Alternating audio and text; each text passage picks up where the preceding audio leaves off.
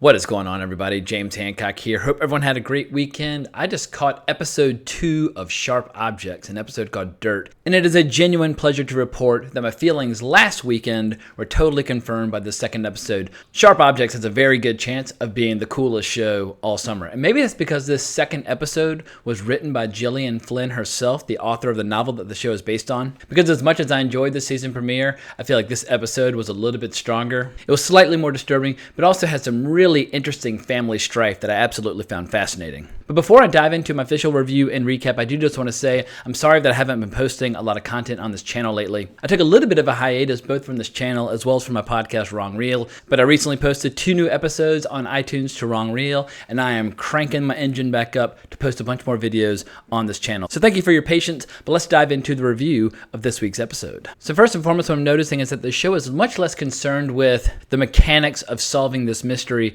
and much more concerned with the damage that it's doing to all the characters that live in this small town. Camille Preaker's boss even spells it out for us in this episode, where he tells her specifically, you're not there to solve the crime, you're there to tell the story. And while I am interested in the murder mystery, I'm much more interested in watching Camille and her mother Adora, and how it's basically impossible for them to have any interactions of any kind without exploding into an all-out confrontation. The episode opens with the funeral sequence for Natalie, and we see that Adora is basically trying to cockblock her daughter from even going to the funeral, claiming that she's in too delicate of a mental state to go there. In spite of the fact that it is overtly Camille's job to be there, she probably has more of a reason to be there than most of the drunk people who are in attendance. But as much as Adora might be fixated on her daughter Camille, it's incredible just how oblivious she is to Amma. She says that Amma is going to stay home and eat ice cream just because she wants to know where she is. I mean, Amma is an absolute hellraiser, and the idea that she's going to stay home and eat ice cream like she's a little girl is just absolutely hysterical to me. And I know this show is not a comedy, but I was absolutely howling with laughter during the funeral because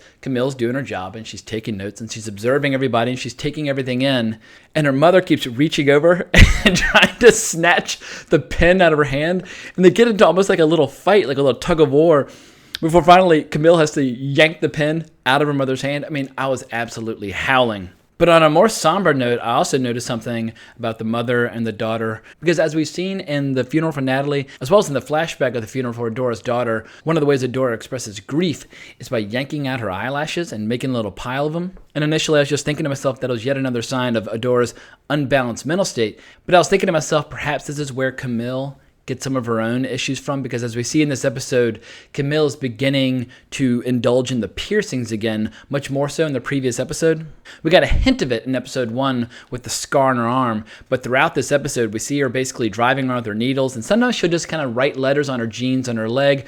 Other times, she'll kind of massage the scars that are already there, but there's one scene where she's literally poking her fingertips and then shoving the needle underneath her fingernail. I mean, as much as I was laughing and enjoying the funeral scene, I was shrieking in horror watching. I can't even imagine sticking a needle up underneath my fingernail. But it's very clear the more Camille is around her mother, the more she is prone to indulge in this kind of behavior. But on a much more overtly disturbing level, we see some of the details of what happened to Natalie, the most recent murder victim. Not only was she put on display by the killer, but she had all of her teeth pulled out by a pair of pliers. And Detective Willis is a little perplexed because the killer, whoever he or she might be, is changing their MO. The first victim was found in the woods where the victim was killed. The second victim was killed and then placed on display, which is pretty unusual for a serial killer if they are in fact the same killer. And just as a way of testing the amount of strength that might be involved in yanking someone's teeth out, because this is a town where they slaughter pigs regularly, Willis actually takes a hog's head home with him in this big bloody sack, pulls out a pair of pliers, and goes to work yanking out the teeth, and it's pretty goddamn hard to do.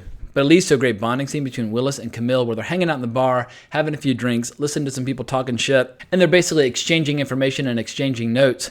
And when Willis talks about how he's pulled out the teeth from a head before, Camille looks at him and is like, are you fucking with me? And then he admits that it was actually a pig's head. But I love their little warm rapport camaraderie that they're starting to develop. I don't know if it'll turn romantic or not, but obviously it's a mutually beneficial relationship because they actually have a perspective on this town from the outside world. But I'm absolutely loving getting to know some of the characters around this town. As Camille points out, pretty much everyone in that town is shit-faced all the time. When Adora calls her out for drinking at the funeral, it is the height of hypocrisy.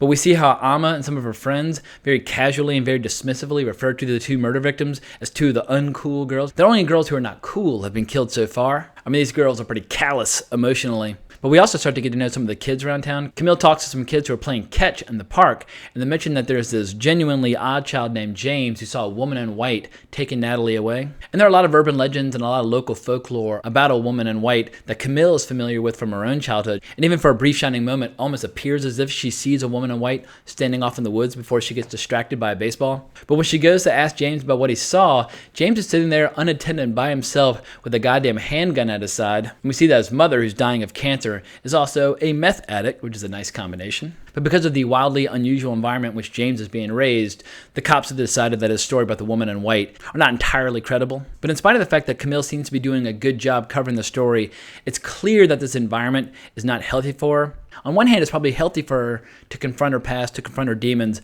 but she's very clearly drinking more. She's putting vodka in water bottles and just walking around town, kind of casually sipping on it all day. And she seems to be becoming more and more self-conscious about her various scars. There's one scene where she's just walking around in her bra and underwear, kind of casually messing with some of the scars on her chest.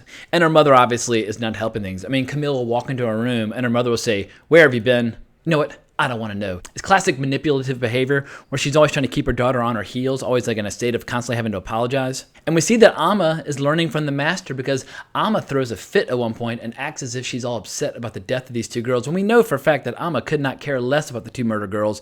And she's wailing and sobbing and screaming like a little girl. And Adora's comforting her and trying to look after her. And when Camille comes into the room, Adora picks that opportunity to pick yet another fight with Camille. And that really seems to be the straw that breaks the camel back because Camille marches upstairs, puts on her headphones, puts on some insanely cool music, and then immediately lowers a needle down toward her navel where yet another scar is forming. I mean, it's some pretty disturbing stuff. But in spite of how disturbing that scene might be, it was the perfect way to bring the episode to a close. It really felt like it reached an emotional crescendo in a lot of ways. But I have to say this, if the soundtrack continues as is, I mean, I love the Led Zeppelin, but it's got a bunch of other stuff in there that I don't recognize.